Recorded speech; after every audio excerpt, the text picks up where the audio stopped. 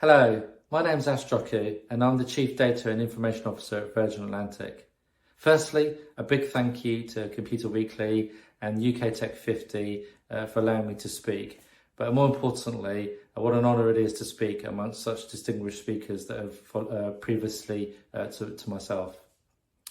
Look, I haven't got loads of slides to share with you today, and hopefully as I talk, some things might come up image-wise that are able to frame the conversation.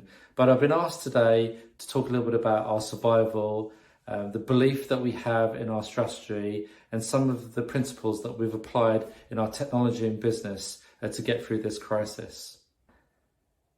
How do you actually galvanise around a word like belief? It's such a difficult thing to do. Many of you watching this video are technologists and business change leaders, and there's nothing I'm going to say to you today that you don't already know. But for me and for Virgin Atlantic, it started in 2019, and I think it's worthwhile talking a little bit about the past before I talk to you a little bit about how we've innovated and are looking to the future. In 2019, we spent 12 or so months really with our business working out the detail of our processes, our legacy, and some of the systems that we had, mapping out the capabilities that we needed. Having a clear strategic architecture is so important to move things forward. And we built these flight paths of transformation across thousands of systems in what would be eventually a 5-year plan.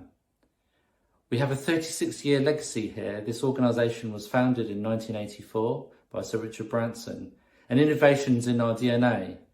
But when you're 36 years old, the lean startup methodologies and mindsets may have waned a bit, especially in technology. Luckily, in 2019, we also made another brave decision before the COVID outbreak. We decided to move all business change and technology change into one area so that all of our transformational activities were governed by a new value stream process that really lended itself to scaled agile. Of course, I'm not sitting here pretending that we've got a perfect lean agile delivery model. We do have waterfall projects, delivering planes, for example, that absolutely has to follow a waterfall process. But on the whole, many of our deliveries were value-led already as we're coming out of 2019, and we were able to apply the principles and methodologies to help us prioritise what was required when. As we entered January 2020, news started to break out of China in Wuhan that there was a virus. As an airline, we were very sensitive to these sort of things, and so we watched in January. And then in February, and we could see that we needed to act fast as we could see the virus was growing. In March, we decided to take further drastic action.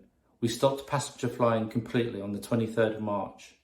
And on that same day, we introduced our first ever cargo-only flight in the history of Virgin Atlantic. Within weeks, the executive, including myself and the technology organisation, had to completely start replanning the organisation. And then on the 5th of May, with a heartfelt impact to our organisation, we announced 3,150 redundancies, closed Gatwick, and announced that we were retiring our Boeing 747 fleet. This was devastating news for us as an organisation. The plan that we created in 2019 along our strategic architectures was still relevant and absolutely accurate. The capabilities and requirements hadn't changed overnight just because of COVID, but the difference was we needed it straight away. Now, clearly with cash being a constraint, we couldn't achieve all of this in one foul swoop. And so relying on our partners to help us was absolutely essential.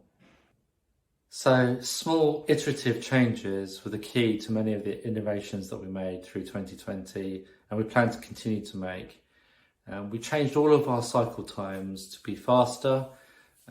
We were extremely constrained on our people and our cash, and so we had to focus data and insight to make decisions in a way that we'd never done before. And so having fewer people in, because we were making the most of furlough, like I'm sure many of you are in your organisations, but having the right data at the right times, so that decisions were made really thoughtfully but fast, has been essential to our survival. That belief in that data and the belief that we were able to get that data quickly has also driven vast amounts of decision making in our organisation that I believe continues to serve us now and into the future. But what we did do, which I think was really important, was we continued the conversation on our social media platforms, both externally and internally.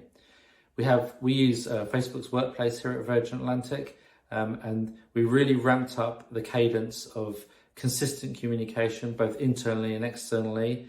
And that was really to reinforce the belief that we were going to survive, and we still absolutely are in the fight for survival, but also to ensure that everyone had a mechanism to connect.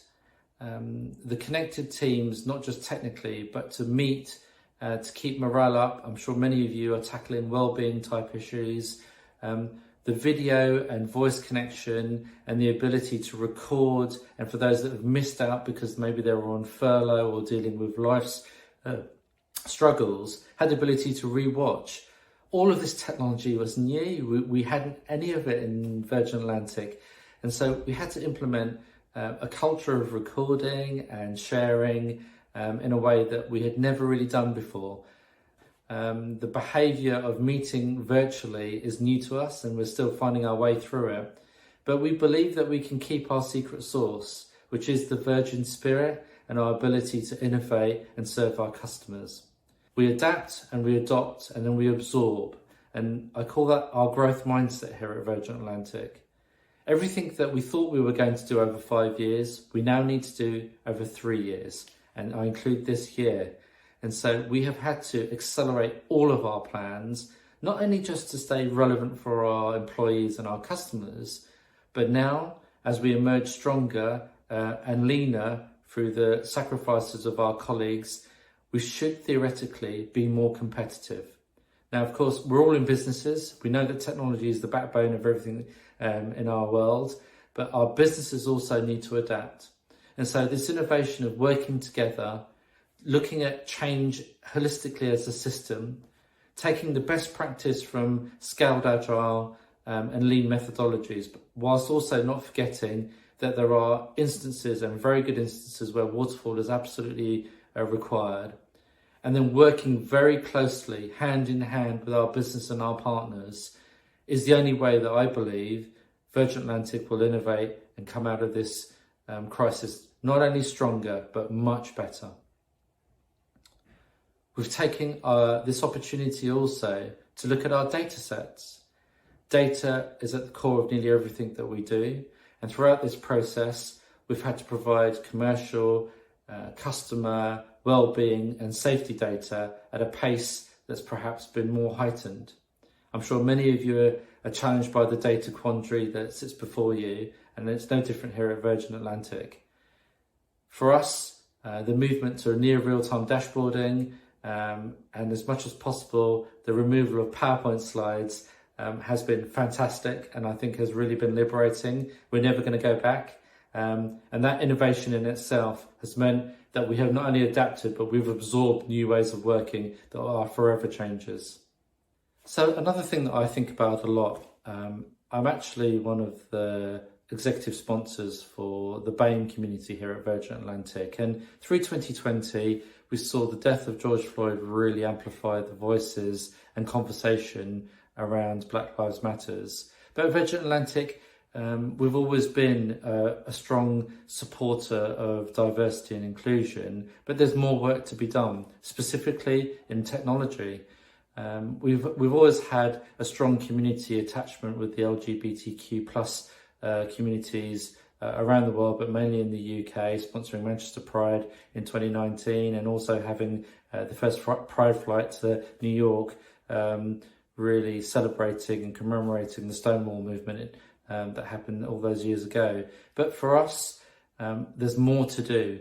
And I urge just all of us to look at our mix of gender, our mix of ethnicity in our technical teams. For me, that is where the secret sauce happens in terms of strategy and delivery.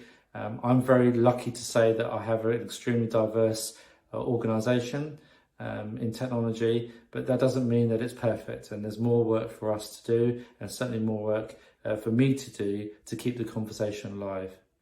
So how does belief in innovation actually convert to outcomes and delivery? Well, for us, they've been really tangible. 200 epics through 2020 linked to our new value stream processes allowed us not only to generate cash, but to save cash for our future. We migrated over 6,000 people to Teams in a matter of weeks, the fastest that Microsoft or anyone had ever seen. We implemented further artificial intelligence and machine learning on top of our cybersecurity capability. We knew that security was one of those areas that we could absolutely not lapse as we were going through this crisis. We extended our Power Automate platform and put as much robotic process automation in as we could. In one scenario, the initial quote came back as 12 to 18 months. We worked with our partners and said that's just wholly unacceptable. We needed to get automated refunds for our customers in place much faster. And so we did it in 8 weeks. Whilst all of the technology focus was essential for our commercial and for our survival of the business, we also spent some time really thinking about our local communities. There are many disadvantaged children around some of our hubs in the UK, and we asked ourselves how we could help. So just by gifting and donating some screens, some iPads and laptops to schools in Crawley, in Swansea and in Manchester, we helped our local communities as well. Small things, but they made a big difference. The most important thing is that we're an active, absolutely operational airline. 24/7, 365 days a year, the technical operations of this organisation in technology has been essential for us to keep going. There have been vast amounts of innovation to make sure that the furloughed staff and the shift rotas that we had were kept fresh and focused over the last year. All of these things have made a difference. All of them based in belief for our strategy, our architectural strategy, our business strategy, and our willingness to survive. Like many organisations, we believe that digital first is absolutely the way to grow our business. But I think we mustn't also forget, as technology leaders and leaders in business, that the human interactions and the way that people feel when they use technology is as important. I think for us, the innovation that we're going to be striving for at Virgin Atlantic is not only just to make the technology seamless and simple, but purpose-led. The architectures that we've built and the strategies that we're now striving towards are all around improving and building on that amazing human interaction that I hope many of you have experienced with Virgin Atlantic.